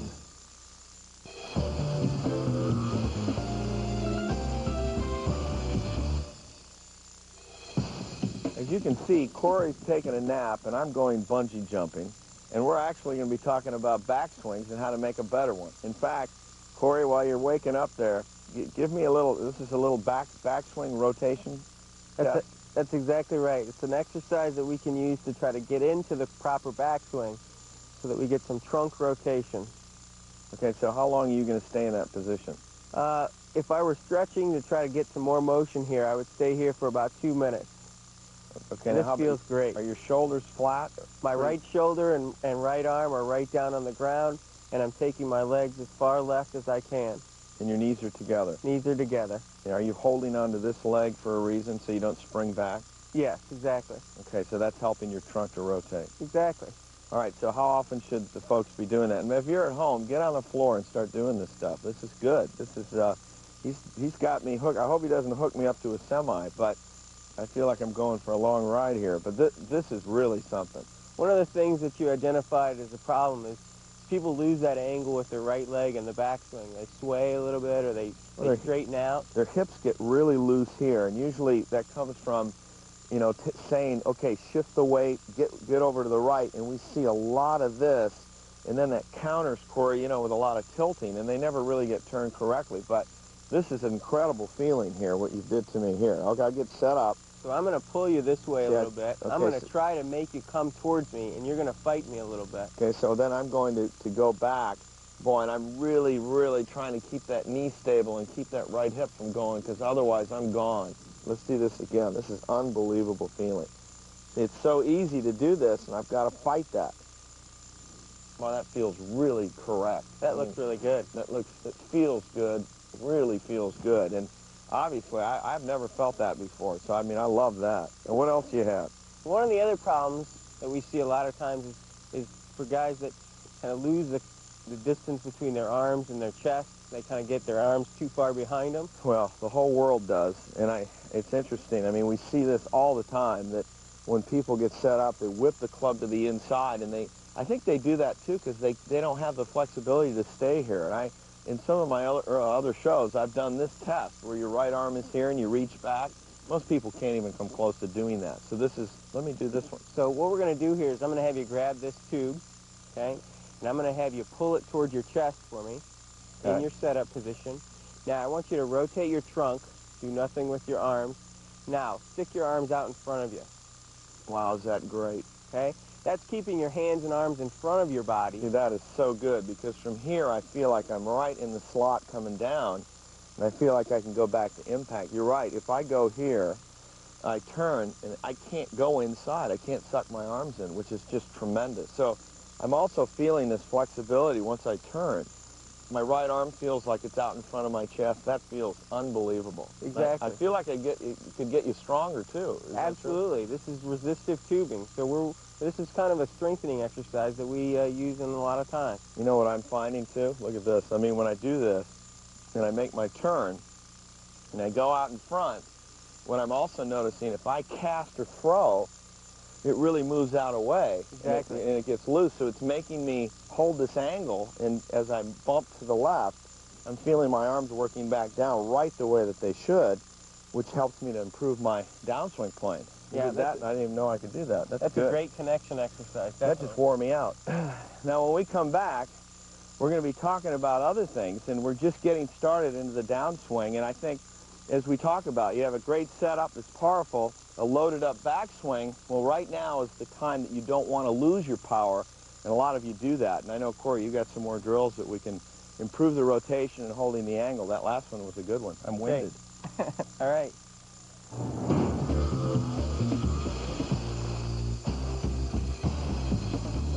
Corey has a tremendous setup drill that helps you to understand how important this back angle is. And Corey, go ahead and explain what you're doing. What we're going to do is hold a club on your spine so that it touches below your belt and all the way up your spine to your head.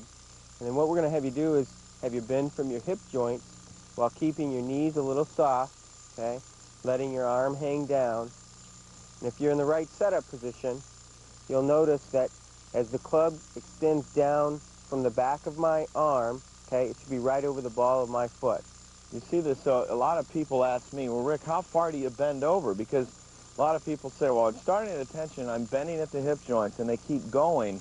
I think a great indicator is have somebody take this club right at the back of your back of your arm here, and then you just let it hang. You can see that's right over the ball of the foot. If you're standing too far out, look where that takes you. That's really on my toes. Yeah, you got no chance to make a good turn from there. And then the other one is this, which we see a ton. Yeah. And it's obviously well inside the ball of the foot. So, I mean, that's how far you can measure it. And, Corey, that's a good drill. Yeah.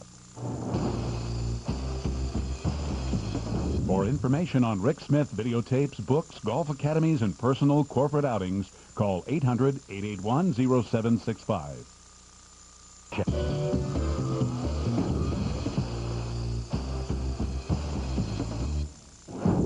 Corey, a lot of times I see people, when they go back, regardless of their backswing, we know they move sometimes over the plane. That's about 80% of the world's moving out here. But their reaction and impact is very broken down, and they almost get scoopy, almost chicken-winged. If they've got a shut club face, they have a tendency to save it. They look this way because they've lost a lot of their power if they're a thrower, and there's really absolutely zero forearm rotation and extension. I like your little drill here. Let's do it. One of the things that we find with those people is there's some weakness in the left shoulder. So if we can give them an exercise to work on strengthening that shoulder. This is a 4-pound medicine ball. You can find these in most sporting goods stores. What I'm going to have you do is I'm going to give you a target, and I want you to reach out with that medicine ball to my hand. All the way through. Good. And that provides some good extension. I can also have you do it with just the left arm. So if I have you do it, you're going to feel that in that left shoulder, definitely. This is excellent for feeling. That takes a little bit of work to do that. You know what's interesting, too? We see a lot of people move their spines this way on the through swing, or you see them move that way. I think what I'm finding is that if I keep my body angle right shoulder moving low. Exactly. And through, that feels more like the right golf swing. So it's like a lot of you may do this, and it's like you'll find yourself over here with the ball, and I don't want you to do this, so it feels very good too. Right, we want you to keep moving towards the target and down the line. I feel how the trunk and the arms are working together, and it feels really good. Good. That's a good exercise.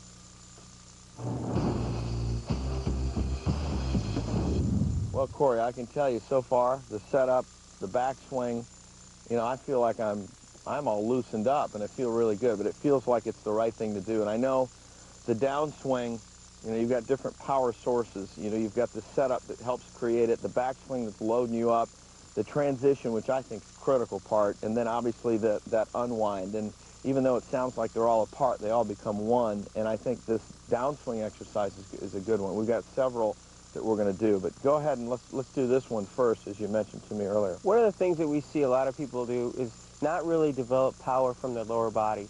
And it's because they find that they're trying to use the upper body and their arms to generate power. We see this all the time. An over-the-top all type the time. move. Yes. Yep. So what we do is we try to get people to feel rotation with the pelvis and the lower body without the shoulders turning. So if you think about moving your belt buckle to the left with your shoulders staying square, that's level one of this exercise. I also feel like I'm pushing off my right foot to help my hips to turn, and I like how I'm holding my shoulders square. I know a lot of people are going to want to do this as they push, which we do fight, you know, when we're teaching. Yeah, you're making this look pretty easy. Okay. So what we want to do now is take you to the top of your backswing. Now, I want you to go ahead and open the pelvis a little bit again. Good. Turn the belt buckle to the left. Good. And this is what the best players in the world do. They start you sure do. opening their hips and getting onto their left side. What I like is that the shoulder line still feels closed. You know, it's not square. It's surely not back here. And this is a good drill. I'm pushing off the right a bit to trigger this move to the left, because there's obviously a move left. Right. But I'm going to hold that and go ahead and do this as much as I can. And that's building up more resistance, which for me gives me that feeling like I got really something at impact. And most people, their golf swing's destroyed when they do this. And that basically their upper is turning equally with the lower. That drives me crazy, and everybody else. Okay. Next thing we're going to do with you is I'm going to have you try to put this on. We used this earlier, called the sport cord. And a lot of times we'll see people come up and out of a shot.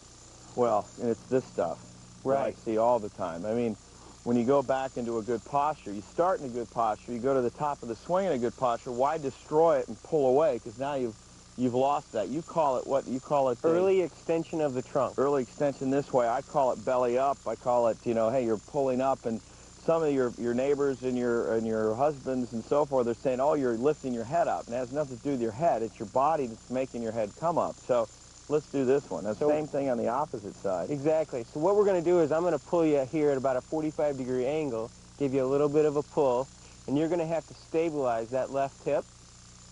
That's excellent. That's excellent. And you know what I'm also feeling?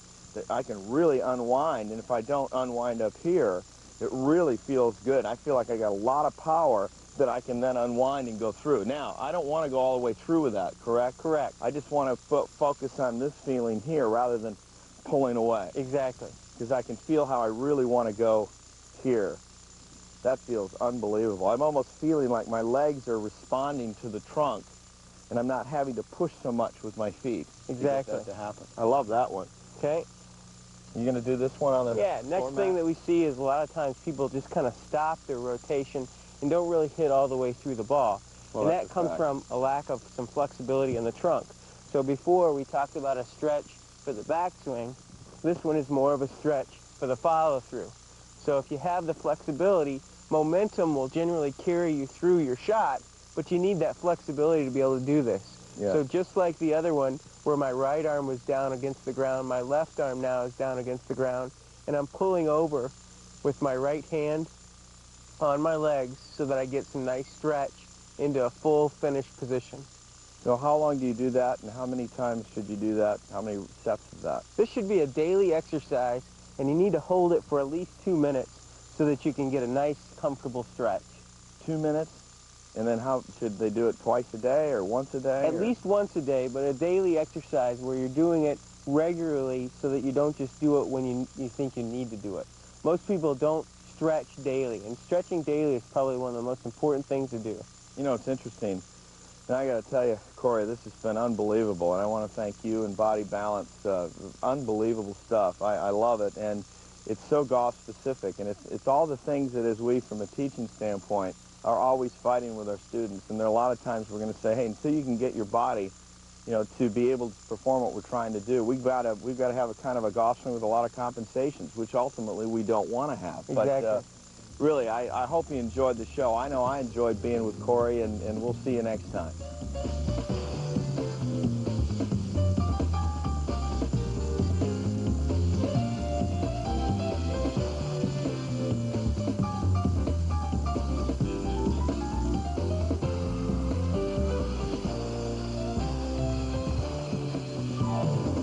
Tonight on the Golf Channel. Following Golf Central, it's the eve of the Bob Hope Chrysler Classic, and we'll have all the analysis on the Sprint pregame. Then relive David Duval's win there from '99 on a PGA Tour Classic.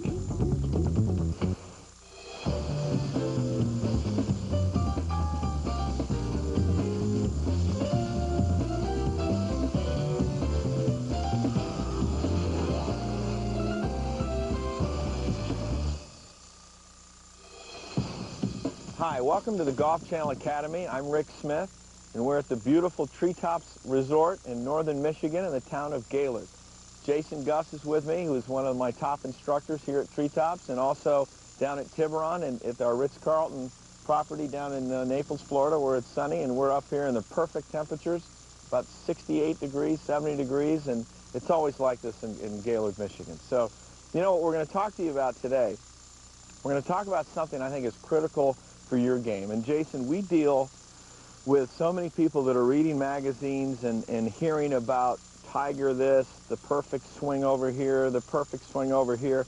You know, we're dealing with a very small percentage amount of people in the world that are capable of making a golf swing that's that dynamic.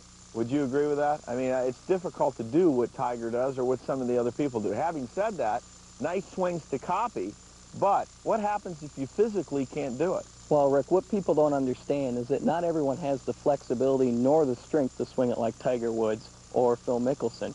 So what we have to do is find acceptable deviations in the golf swing that can help them play good golf.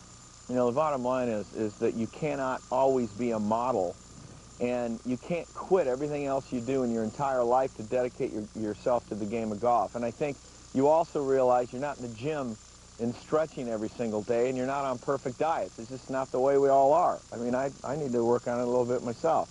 But it's just the way we are. We're busy people. We have lives that are very extensive in many areas, and yet you still want to play good golf. And what we're going to do today, we're going to share with you some real keys that may really help you to play better without having to go and work out so much and stretch like the greatest players in the world. Hey, ultimately, that would be very nice if you could do that, because you'd really make yourself even a better player. But what happens if we're dealing with you right now today? Stay with us, and we're going to talk about all the details about your golf swing.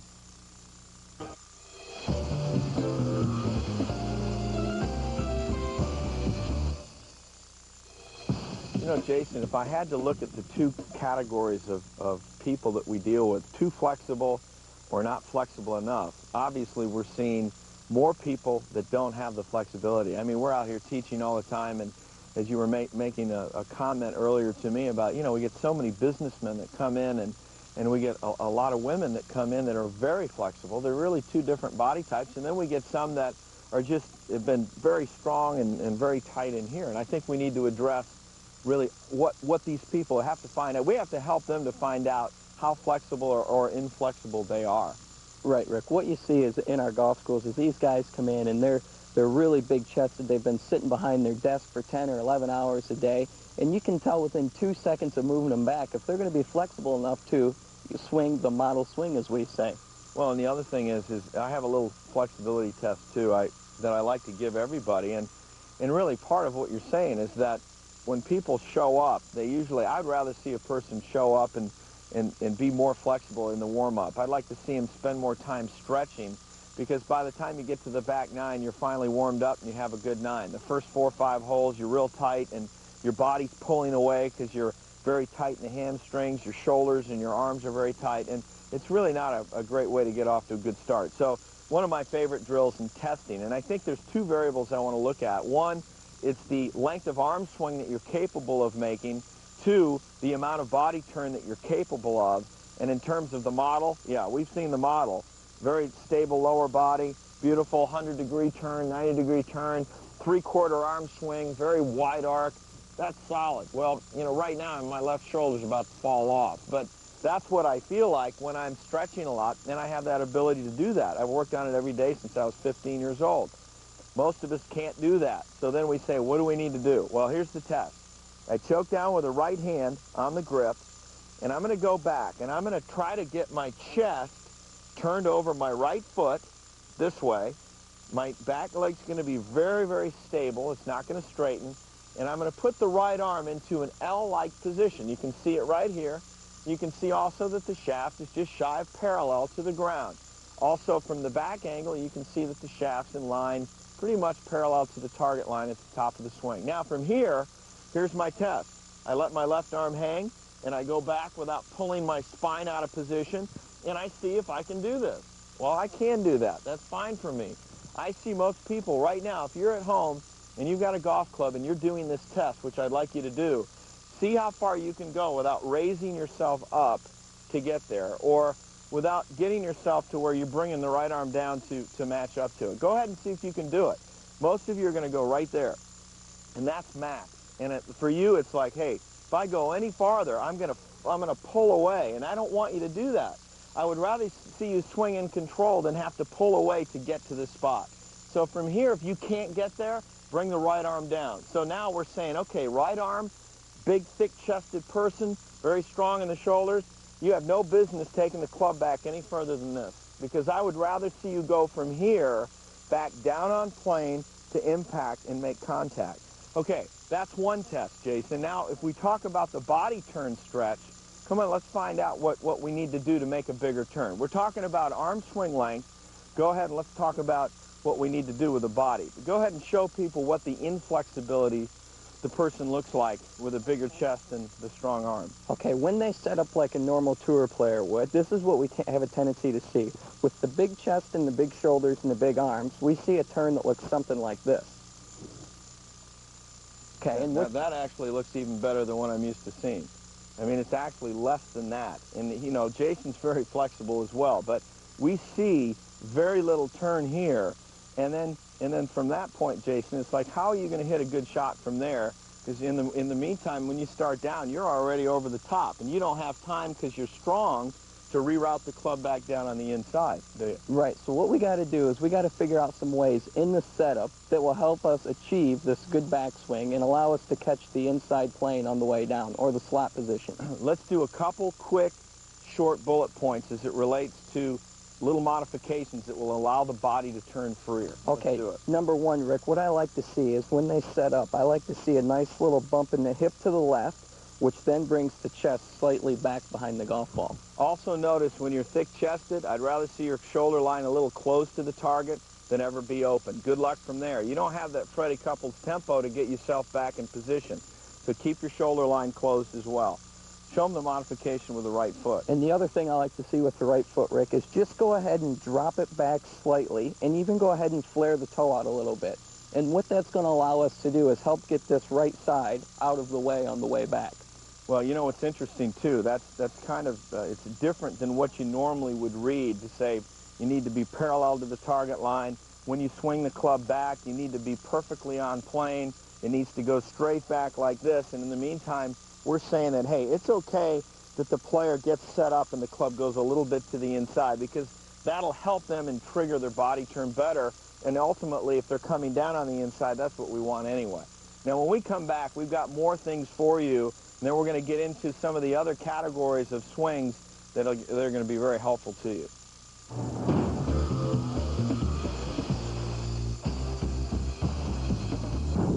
As we've talked through the show, when you're inflexible, you have the inability to turn your trunk, and then it's very hard to be conventional with your takeaway, because from this point, you really can't get the club back where it belongs, which is down on the inside. So we're always trying to find ways to make a better turn. A good drill is to take a golf club, Put it on your shoulder line, tilt your spine back just a touch, and learn to turn and try to feel like that club gets over your right shoe. Do it several times. Now, if you can't do that, draw your right foot back. Now it becomes a little easier. Now, when you come back to the real world, say in a slightly closed stance, and you go back to that again, well, then try to do this. I don't mind if your left heel comes off the ground a little bit and the left knee works back, as long as you do not create this. That's what? A lot of pull away. From this position, I can't hit the ball. I'd have to go back down to hit it. So it's just important to understand what the objective is, and it's to get fully turned. Same thing goes on the through swing. If I'm here, we see so many people, once they make an incomplete turn, from down the line, the right shoulder gets very high early, they top it, they pull it. And what I want you to try to feel is that when you're coming down, drive the right shoulder down and through your impact as you're going through. Right shoulder down and through as we go through. That's good body motion. It's a good way to achieve the proper movement in both directions, back and through.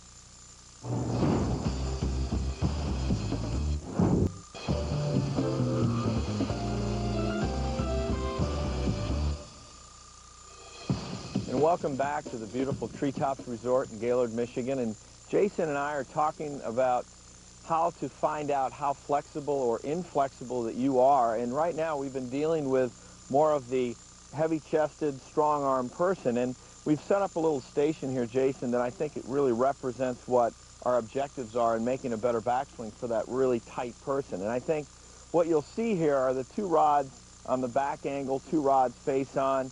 If I set up to this golf ball, as Jason was making a comment, flaring the right foot open a bit, right hip back, shoulders staying close to the line is fine, because we're having a hard time making that turn. Conventionally, we'd be more parallel square. We'd go back to this point, and then we would continue our turn. Most of you can't continue your turn. You're too tight. You, in fact, when you take the club back conventional, you have a tendency to run the other way quickly, and then your shoulders are wide open, and you're cutting what you could see from the back angle, kind of cutting across the golf ball to impact, and face staying very open. You're losing power, and that's not what you want. So we've already modified the address by opening the right foot, keeping the shoulder line a bit closed, keeping your right arm soft. Keep your right shoulder back and down, and let your right arm sneak up, almost from your back hip. Now from here, watch what I do here with a simple drill. Now, conventional, we talked about that. And, Jason, it's kind of interesting. When I do this and I go back, that left camera, and this left rod here for me, it's really hard for me to make that shoulder turn. So I really like this. And I'm going to say to the student, hey, let's drop the foot back. Let's feel the hands traveling over the right foot. And from here, my left arm is feeling what I would consider more across the chest, which is triggering my shoulders to turn. Look at the improved face-on angle here and where that left shoulder is relative to where it used to be. Notice I am a little deeper with my arms, but from here, I've even allowed my lower body to turn a bit more due to the fact that I've modified my right foot position. From here, I'm on the inside. I don't need to lift and come over the top. I'm going to hit it from here. And here I go. I'm pushing and extending and letting the arms extend, and I'm closing the club face into a good draw position. I love that for somebody that's much stronger and tighter, and it allows them to hit the golf ball from the inside with a lot of excessive lifting and lack of body turn, because we obviously see that. And we obviously see sometimes people whip it way to the inside and come over the top. As I said, I never want this action. I want one that's back and down on that draw plane. So these are a couple good visual drills, and what my goal and purpose is now, we want to focus in on getting to the player that is really too flexible. And we're going to kind of skip, and we're going to go all the way across full circle, and we're going to go to the person that we see is really flexible, and that's what we see with women golfers specifically, and we're going to address those issues when we come back.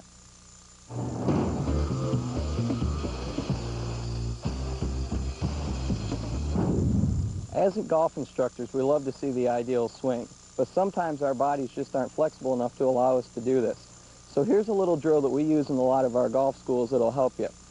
When you take your setup, I want you to do a couple things. Number one, go ahead and pull the right foot back slightly. Then I want you to grip the club with your left hand and take your right hand and grab onto your left wrist. Now, as you turn back, I want the right hand to assist the left arm in pulling the left shoulder behind the ball. Now, when you do this, what you're going to feel is two things. Number one, you're going to feel the left shoulder pulling back, and you're going to feel the right knee staying flexed. Now, in an ideal golf swing, the right knee should stay flexed, but if you're not flexible enough, it can straighten a little bit as long as we don't come out of our spine angle. So, here it is. Turn back, pull the shoulder behind, and if the right knee straightens a little, it's fine. Now, really quick on the other side to hit our forward circle, what we're going to do is grab the right wrist with our left hand, and we're going to do the same thing and pull the right arm out and stretch this way. These are two little stretches that will help you before a round of golf and should improve your golf swing. For information on Rick Smith videotapes, books, golf academies, and personal corporate outings, call 800-881-0765.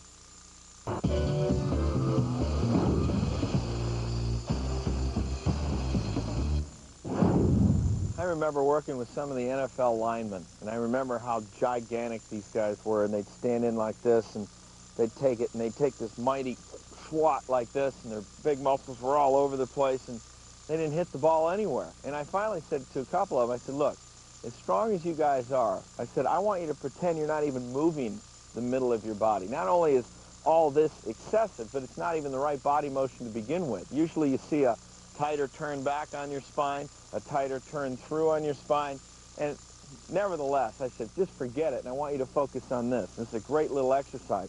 I said, I want you to pretend you're moving nothing here, and you're just going to do this. You're going to cock it and uncock it. And I said, I want you to generate as much speed with your hands and wrists as you can. And you wouldn't have believed how much farther these guys were hitting the golf ball by just doing this. They were hitting it farther, and actually their body motion started to actually look better, and there started to be a better blend between the arms, hands, and wrists with that action. So occasionally, if you feel like you're all body everywhere, try to find a good center, choke down a bit, cock it, uncock it, and you'll start to feel like there's a lot of hand speed there, something you have not felt at all. When you see Tiger Woods or any person that hits it a mile, you see perfect body motion, you see a lot of arm speed, and you see some hands that are flying through there right along with that body motion. So give that a try.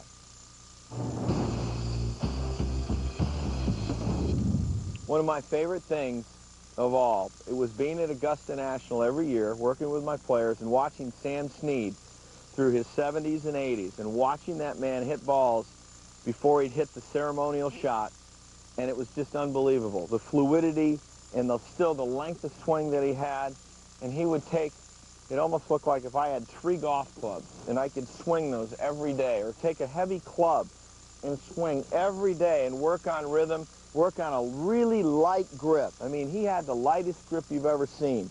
And he'd even close his stance a bit, and as he'd make that beautiful turn, look at my left arm. It's soft, it's fine, shoulder turns complete, swing back down, deliver that club from the inside. You don't want to be coming down over the top and using your chest like this to hit the ball. Sam never did that. He'd come right back from the inside, and then he'd turn around that left leg, and it was as classical as you can imagine.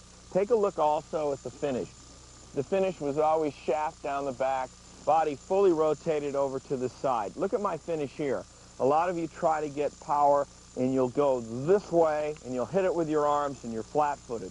Sam never did that. He had fluidity, and he stretched all the time. I mean, the man could still kick the ceiling in the locker room in his very late years. It's good information for you, and I want you to continue to stretch. We lose our elasticity, but we have to have an arc, and that's more of an arc swing that allows us to generate club head speed naturally. Give that a try. Jason, come on in. Let's talk to the viewer about what we see sometimes with overly flexible people. And actually what I see men have a tendency very tight. The women are much more relaxed. They've got a ton more flexibility. They're usually in much better shape than the men overall. And their joints, the way that they're moving is so much more, it's just so much more mobile. Let's get into some of the key areas that we see that actually become the detriment of some certain fundamentals that we would like to see with women. Okay, Rick.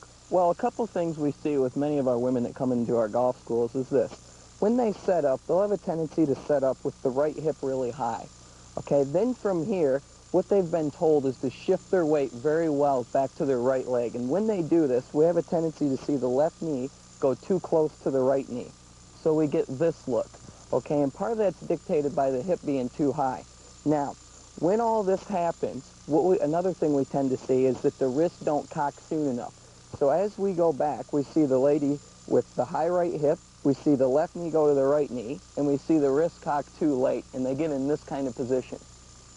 Well, it's interesting from there, because that's creating a bad downswing, because from here, I'm not only out of position, but from here I've got to play catch-up. My wrists uncock prematurely. I end up getting into that scoopy post-impact that's really not very powerful. And a lot of that comes from another thing. I see a lot of the women, as they go back, they never set. And as they don't set, then their hands kind of fall to the side. And it gives them a feeling of strength and power. The problem is when they take that spot and return it back to impact, that club face, as you're not going to see that impact, you're going to see more of this one. There's a lot of scooping. There's a lot of saving. There's a lot of this left elbow high action to really get rid of the hook that they hit sometimes. So I like to see you do a couple things. One, to restrict the lower body movement. I like to flare the left foot out a bit, which allows the knees to stay apart, and I like getting the spine tilted back. Now, this is very hard for that left foot to come off the ground from here, and now from here as well, I'm going to try to get the wrist to cock better, and if they cock the wrist sooner, now they've got a chance to really feel the speed through the golf ball, and then they can feel their forearms extending and rotating and getting the speed that they have. Obviously, that swing feels a little shorter to them, but truly they really have the proper resistance between the upper body and the lower body versus all this activity.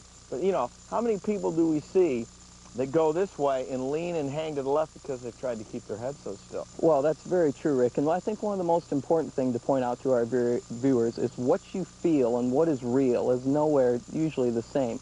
So when these ladies get in this position and they set up with that left foot out and they cock their wrist vertically really well, they're going to feel really, really short.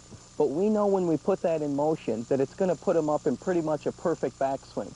Well, so it's your feel can lie to you, and I think it's important that whether you're a flexible person or one that is not at all, we have to identify with what our problems are with our own body. And then we have to try to find a swing that matches up to that. And then we have a long-term goal. We want to try to get our bodies in the best physical condition that we can to play the best golf we can. A lot of you don't have time for that. I mean, it's very difficult to commit your time to that. But you have to deal with who you are today, and we have to have some goals and long-term goals. But, you know, the bottom line is you don't have to be this model swinger of the club, and that's what I hope you've learned today. There are a lot of ways to play the game, and that's the beauty of the game. Jason, I want to thank you for joining us. Thank you. Beautiful treetops. I can't wait for you to come up and join me at this beautiful place. It's 4,000 acres, 81 holes of the best golf in America, and there's just views everywhere. So look forward to seeing you next time.